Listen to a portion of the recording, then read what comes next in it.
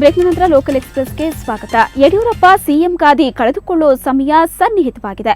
ಹಾಗಾಗಿ ಮುಂದಿನ ಸಿಎಂ ತಾವು ಹೇಳುವವರೇ ಆಗಬೇಕು ಅಂತ ಹೈಕಮಾಂಡ್ಗೆ ಯಡಿಯೂರಪ್ಪ ಷರತ್ತು ಹಾಕಿದ್ದಾರೆ ಎನ್ನಲಾಗಿದೆ. ಈ ಮಧ್ಯೆ ನಾಳೆ ಗಣಿ ವರದಿ ಸಲ್ಲಿಕೆಯಾಗಲಿದ್ದು ನವದೆಹಲಿಯಲ್ಲಿ ಬಿಜೆಪಿ ಸಮನ್ವಯ ಸಮಿತಿ ಸಭೆ ನಡೆಯಲಿದೆ.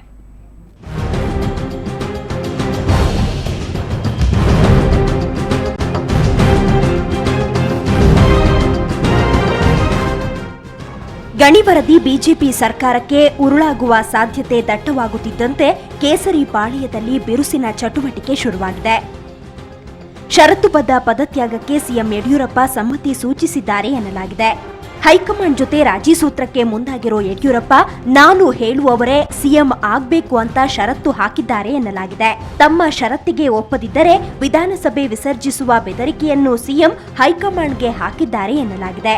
ಈ ಹಿನ್ನೆಲೆಯಲ್ಲಿ ಇನ್ನೆರಡು ದಿನಗಳಲ್ಲಿ ತೀರ್ಮಾನವಾಗುವ ಸಾಧ್ಯತೆ ಇದೆ. ಈ ಮಧ್ಯೆ ನಾಳೆ ಗಣಿ ವರದಿ ಸಲ್ಲಿಕೆಯಾದ ಬಳಿಕ ನವದೆಹಲಿಯಲ್ಲಿ ಬಿಜೆಪಿ ಸಮನ್ವಯ ಸಮಿತಿ ಸಭೆ ನಡೆಯಲಿದೆ. ಸಭೆಯಲ್ಲಿ ಪಾಲ್ಗೊಳ್ಳಲು ಸಿಎಂ ಯಡಿಯೂರಪ್ಪ ಕೂಡ ನವದೆಹಲಿಗೆ ತೆರಳುವ ಸಾಧ್ಯತೆ ಇದೆ. ಇದಕ್ಕೂ ಮುನ್ನ ಬೆಳಗ್ಗೆ ಬಿಜೆಪಿ ಹಿರಿಯ ನಾಯಕರೊಂದಿಗೆ ಸಭೆ ನಡೆಸಿದ ಸಿಎಂ ಯಡಿಯೂರಪ್ಪ ಮುಂದಿನ ನಡೆಯ ಬಗ್ಗೆ ಚರ್ಚೆ ನಡೆಸಿದ್ರು. ಡಾಲರ್ಸ್ ಕಾಲೋನಿಯಲ್ಲಿರುವ ಸಿಎಂ ನಿವಾಸದಲ್ಲಿ ನಡೆದ ಹಿರಿಯ ನಾಯಕರ ಸಭೆಯಲ್ಲಿ ಬಿಜೆಪಿ ರಾಜ್ಯಾಧ್ಯಕ್ಷ ಈಶ್ವರಪ್ಪ, ಸಚಿವ ಜಗದೀಶ್ ಶೆಟ್ಟರ್ ಹಾಗೂ ಸಂಸದ ಸದಾನಂದಗೌಡ ಪಾಲ್ಗೊಂಡಿದ್ರು. ಸಭೆ ಬಳಿಕ ಮಾತನಾಡಿದ ಸಿಎಂ, ನಿಗದಿಯಂತೆ ಜುಲೈ 31ರಂದು ಸಂಸದರ ಸಭೆ ಹಾಗೂ ಆಗಸ್ಟ್ 5ರಿಂದ ಬಿಜೆಪಿ ಶಾಸಕಾಂಗ ಸಭೆ ನಡೆಯಲಿದ್ದು ಮುಂದಿನ ನಿರ್ಧಾರಗಳ ಬಗ್ಗೆ ಚರ್ಚಿಸುವುದಾಗಿ ತಿಳಿಸಿದರು. ಲೋಕಾಯುಕ್ತರು ವರದಿ ಸಲ್ಲಿಸಿದ ನಂತರ ಪರಿಶೀಲಿಸುವುದಾಗಿ ಹೇಳಿದರು. ಅಕ್ರಮದಲ್ಲಿ ತೊಡಗಿರುವ ಕೇಂದ್ರ ನಾಯಕರ ಹುಳುಕು ಮುಚ್ಚಿಕೊಳ್ಳಲು ಪ್ರತಿಪಕ್ಷ ನಾಯಕರು ಸರ್ಕಾರದ ವಿರುದ್ಧ ಇಲ್ಲಸಲ್ಲದ ಆರೋಪ ಮಾಡಿದ್ದಾರೆಂದು ಕಿಡಿಕಾರಿದರು. ಮೊದಲು ರಾಜೀನಾಮೆ ನೀಡಬೇಕಿರುವುದು ಪ್ರಧಾನಿ ಮತ್ತು ಚಿದಂಬರಂ ಎಂದು ವಾಗ್ದಾಳಿ ನಡೆಸಿದರು. ಬಹುಶಃ ರಾಜೀನಾಮೆ ಕೊಡಬೇಕಾದ್ರೆ ಮೊದಲು ಈ ದೇಶದ ಪ್ರಧಾನಿ, ಈ ದೇಶದ ಗೃಹ ಸಚಿವರು ನೇರವಾಗಿಯೇ ರಾಜೀನಾಮೆ ಅಂತಾನೆ ಎಲ್ಲವನ್ನ ಬಹಿರಂಗ ಮಾಡಿದ ಮೇಲೆ ಅವ್ರ ಅಧಿಕಾರದಲ್ಲಿ ಮುಂದುವರಿಯುವಂಥ ನೈತಿಕ ಹಕ್ಕಿಲ್ಲ. ಈ ಸಮಯದಲ್ಲಿ ಕಾಂಗ್ರೆಸ್ JDSನವರು ಉದ್ದೇಶಪೂರ್ವಕ ಕಾಂಗ್ರೆಸ್ ಮುಖಂಡರು ಅವರ ಅನೇಕ ಹಗರಣಗಳಲ್ಲಿ ಅವರು ಸಿಕ್ಕೊಂಡಿದ್ದಾರೆ. ಗಣಿಗಾರಿಕೆ ಬಗ್ಗೆ ಅಪರಾಧಿಗಳು ಮೊದಲು ಅವರು. ಸಿಎಂ ಹೇಳಿಕೆಗೆ ಪ್ರತಿಕ್ರಿಯಿಸಿದ ವಿಪಕ್ಷ ನಾಯಕ ಸಿದ್ದರಾಮಯ್ಯ, ಪ್ರಧಾನಿ ಹಾಗೂ ಗೃಹ ಸಚಿವರ ರಾಜೀನಾಮೆ ಕೇಳೋ ನೈತಿಕ ಹಕ್ಕು ಸಿಎಂಗಿಲ್ಲ ಅಂತ ಹೇಳಿದ್ರು.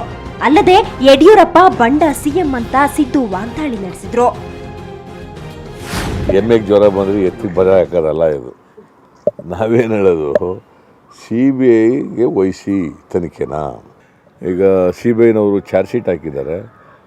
ಅಲ್ಲಿ ಅವ್ರ ಮೇಲೆ ಎವಿಡೆನ್ಸ್ ಇದ್ದರೆ ಯಾರೇ ಉಪ್ಪು ತಿಂದವರೆಲ್ಲ ನೀರು ಕುಡೀಲಿ, ನೋ ಅಬ್ಜೆಕ್ಷನ್ ಹಾಗಂತೇಳಿ ಅವ್ರಿಗೆ ರಕ್ಷಣೆ ಕೊಡಿ. ಒಟ್ಟಾರೆ ರಾಜ್ಯ ರಾಜಕಾರಣದಲ್ಲಿ ಕ್ಷಣ ಕ್ಷಣಕ್ಕೂ ಬದಲಾವಣೆಗಳು ಆಗ್ತಾ ಇದ್ದು ರಾಜ್ಯ ಸರ್ಕಾರವಂತೂ ಸಂಕಷ್ಟದಲ್ಲಿದೆ. ಬ್ಯೂರೋ ರಿಪೋರ್ಟ್, ಸುವರ್ಣ ನ್ಯೂಸ್ 24/7. ಕಳೆದ ಭಾನುವಾರ ಬೆಳ್ಳಂಬೆಳಿಗ್ಗೆ ಇಂಧನ ಸಚಿವೆ ಶೋಭಾ ಕರಂದ್ಲಾಜೆ ಮೈಸೂರಿನ ಚಾಮುಂಡಿ ಬೆಟ್ಟ ಹತ್ತಿ ಚಾಮುಂಡಿಗೆ ಪೂಜೆ ಸಲ್ಲಿಸಿದ್ರು. ಇದರಿಂದ ಬೆಟ್ಟದ ಪಾವಿತ್ರ್ಯತೆ ಹಾಳಾಗಿದೆಯಂತೆ. ಹೀಗಂತ ಆರೋಪಿಸಿರುವುದು ಮೈಸೂರು ಕಾಂಗ್ರೆಸ್ ಕಾರ್ಯಕರ್ತರು. ಮೆಟ್ಟಿಲುಗಳನ್ನು ಶುಚಿಗೊಳಿಸಿದ್ರು.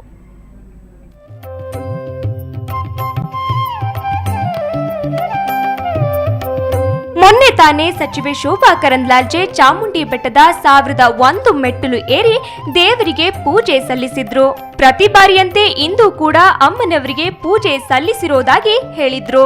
ಶೋಭಾ ಕರಂದ್ಲಾಜೆ ಬೆಟ್ಟ ಹತ್ತಿದ್ರಿಂದ ಚಾಮುಂಡಿ ಬೆಟ್ಟ ತನ್ನ ಪಾವಿತ್ರ್ಯತೆಯನ್ನ ಕಳೆದುಕೊಂಡಿದೆಯಂತೆ. ಹೀಗಂತ ಆರೋಪಿಸಿರೋದು ಮೈಸೂರು ಕಾಂಗ್ರೆಸ್. ಮೈಸೂರಿನಲ್ಲಿ ಇಂದು ಪ್ರತಿಭಟನೆ ನಡೆಸಿದ ಕಾಂಗ್ರೆಸ್ ಕಾರ್ಯಕರ್ತರು ಬೆಟ್ಟದ ಮೆಟ್ಟಿಲುಗಳನ್ನ ನೀರಿನಿಂದ ಶುಚಿಗೊಳಿಸಿದ್ರು.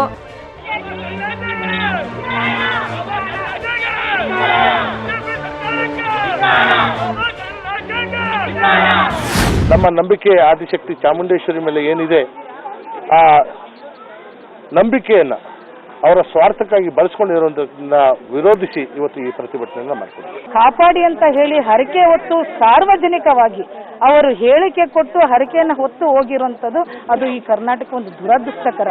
ಆ ಸ್ಥಾನದಲ್ಲಿ ಇದ್ಕೊಂಡು ಆ ಸ್ಥಾನಕ್ಕೆ ಅಪಮಾನ ಮಾಡಿದ್ದಾರೆ. ಇದೇ ವೇಳೆ ಸರ್ಕಾರದ ವಿರುದ್ಧ ಘೋಷಣೆ ಕೂಗಿದ ಕಾಂಗ್ರೆಸ್ ಕಾರ್ಯಕರ್ತರು ಭ್ರಷ್ಟ ಸರ್ಕಾರಕ್ಕೆ ತಾಯಿ ಚಾಮುಂಡೇಶ್ವರಿ ಕೂಡ ಆಶೀರ್ವಾದ ನೀಡಲ್ಲ ಅಂದ್ರು.